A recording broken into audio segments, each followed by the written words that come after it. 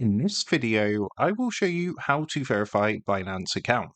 So let's jump straight into it. Now, to do this, the first thing you're going to want to do is come across to Binance.com and log into your account. Now, when you log in, if you've not verified your account, you're going to see a window here which is going to ask you to verify your account to access all Binance services. So the first thing you're going to want to do is go ahead and click the Verify Now button. And then what you would do is from this screen, you would select your residency. So it's going to be your country or region. Now, once you've done that, it's going to ask you to complete the following steps to verify your account. So there's going to be some personal information to enter. Then what you're going to have to do is provide a government issued ID. What they're then going to do is a liveness check and finish with a questionnaire. Now, because I'm currently in the United Kingdom, as you can see when we select United Kingdom, currently this is not available in the UK. So hopefully this will be available in the meantime. But for yourself, you would just literally select the country that you're part of, and it's going to tell you what kind of information they're going to need. Then what you would do is press continue and complete the steps to verify your Binance account.